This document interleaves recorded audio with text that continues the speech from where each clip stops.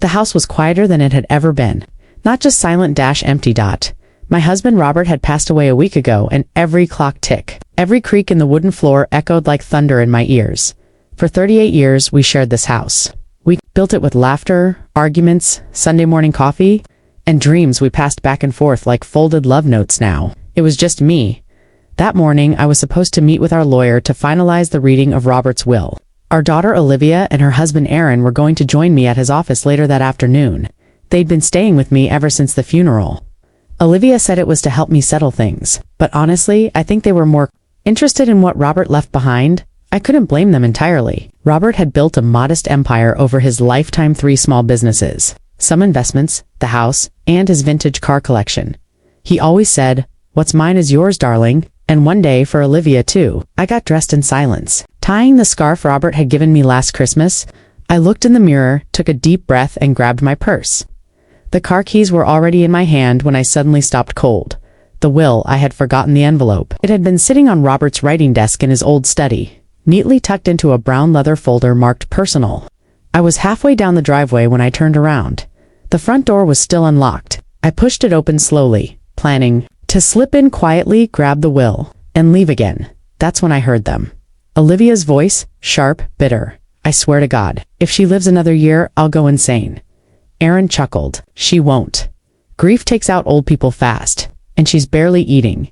She's dragging this whole process out," Olivia snapped. "We should have gotten the house by now and the money. All of it." My body froze in the hallway. Voice followed. "It's fine. She's going to the lawyer today, right? Once she signs everything, we wait a little. Then it's all ours. And if she changes anything in the will, too late for that. She's too emotional. Just go with whatever Robert left." A pause, then Olivia's voice lower now. "I can't believe I'm saying this, but sometimes I wish she'd just disappear." There was a laugh, then silence. I stood there, knees shaking, clutching my scarf like it was the only thing holding me up, my daughter, my only child. The same girl I nursed through fevers, raised through heartbreaks, stood by when she had nothing. She wanted me gone, and not just gone. Out of the way, tears stung my eyes, but I didn't cry. I couldn't, not yet. Not until I understood how deep the betrayal went. I turned quietly, walked back out the front door, and sat down on the porch. Swing. The will could wait. Everything could wait. I needed to breathe. I thought back to the day Robert and I first moved into the house. It was barely finished, no paint, no lawn, no furniture. Just 4 walls, dreams, and the promise that everything would be okay as long as we were together. When Olivia was born, we painted her nursery sunshine yellow. She used to run barefoot across the yard, dragging a red kite. When her heart was broken at 16, I held her until sunrise. When she failed her first job interview, I told her, "You'll get the next one. You're my fighter." So how did we end up here? I waited until I heard the sound of footsteps upstairs. Olivia and Aaron heading to their room to get ready. I slipped inside and went straight to the study. There, in the drawer, was Robert's will. I slid it into my purse. But instead of walking out, I sat at his desk. I opened the drawer and found his old leather journal, the one he used to scribble business ideas, random thoughts, even small love notes to me. I flipped through it absently until I came across one page titled "Greater Than Final Thoughts If Anything Happens to Me." My breath hitched. It wasn't a legal document, just a personal message written weeks before his death. "Greater than if you're reading this, my darling, then I'm gone. And if Olivia is still as entitled and reckless as she's been lately, then I want you to know something. I trust you. Do what you feel is right. Protect what we built. Love shouldn't be a transaction. It should be a legacy." I stared at the words for a long time. Then I closed the journal and took it with me. As I left the house, Olivia called down from upstairs. "Mom, are you leaving now?" I swallowed my anger and replied calmly, "Yes, I'm on my way." The lawyer's office was quiet and warm, filled with old books and dust that smelled like memory. Mr. Harper, our family attorney for decades, greeted me with a sad smile. "I'm sorry again for your loss." "Elaine," he said. "Thank you," I replied, setting the will on his desk. "And I need your help." He raised an eyebrow. "I want to make some changes," I said. Before anyone else sees this privately, he didn't ask questions. He knew Robert had left me full control, and he knew I was not a woman who acted irrationally. We spent the next hours redrafting everything. Robert's original will had left the house and a large portion of the estate to Olivia. But now, I wanted to set up a trust for the grandchildren. I wanted the house to be preserved, and the majority of the money to go. toward scholarships and donations to the causes Robert loved: veterans, education, and small business grants. Olivia and Aaron would still receive something, but not the full inheritance they had obviously counted on. I wasn't acting out of revenge. I was acting out of clarity. They didn't want me. They wanted what I had. By the time I returned home that evening, the sun was setting in golden streaks over the trees. Olivia was waiting on the porch. "How did it go?" she asked, with a forced smile. "Fine," I said. "Mr. Harper will take it from here." She looked relieved. "Good, it's all in place now, right?" I nodded. "Everything's exactly where it should be." And I meant it. She would find out soon enough what that meant. And when she did, she'd have to sit with the knowledge that she chose greed over love and lost both. The next morning was unusually still.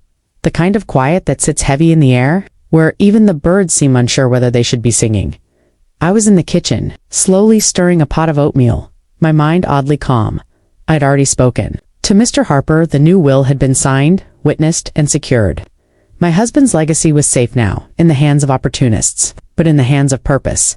Across the hall, I could hear Olivia laughing softly with Aaron, likely planning what they'd buy first. A new car, maybe. A renovation to their kitchen, or perhaps that trip to Italy. She always mentioned if only the old woman would pass on soon. I glanced at the clock. 10 more minutes. That's when the doorbell rang. "Coming." Olivia called. Skipping to the door, I didn't have to look. I already knew who it was. Mr. Harper stepped in with his briefcase in hand, his posture firm and composed. "Good morning," he said with a slight nod. "I'm here for the reading of Mr. Johnson's will." Aaron appeared behind Olivia, clearly trying not to smile. "We weren't expecting it so soon." "Yes. Well," Mr. Harper said politely, "the family requested it be expedited."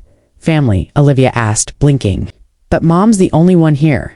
Mr. Harper glanced at me. "She is indeed." We all sat in the living room. The will lay in a sealed envelope on the coffee table.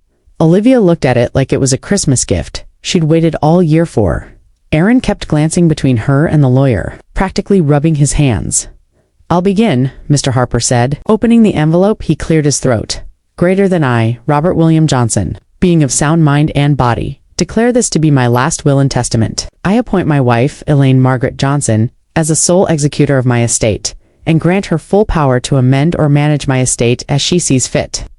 Aaron frowned slightly. Mr. Harper continued, "Greater than to my beloved daughter, Olivia Grace Martin. I leave the sum of $10,000 to be used at her discretion. To her husband, Aaron Martin, I leave my collection of old golf clubs and books if he ever takes the time to read them. To my grandchildren, Liam and Sophie, I leave an educational trust of $250,000 each, to be released when they reach college age. The remainder of my estate, including our home, our businesses, and our remaining investments are to be managed and donated at Elaine's discretion to the causes we cared most about: veteran support, women's shelters, and education programs for underprivileged children." The room was completely still. Olivia's mouth slowly fell open. "What?" she whispered. That's not what you said before, Mom. You said I'd get the house." I met her eyes, calm and steady. "That was the old will," Aaron scoffed. "You changed it after everything. How could you do this to your own daughter?" I folded my hands, because my own daughter sat in my house yesterday and said she wished I'd die. Her face turned ghost white. "What, Mom?" "I didn't. You did," I said gently, but firmly, and I heard every word. Every cruel, greedy word you and your husband spoke while I was standing just a few feet away. Olivia's eyes filled. With tears, I was just angry. We were overwhelmed. "We didn't mean it, but you said it. And you meant enough of it to make plans for my death."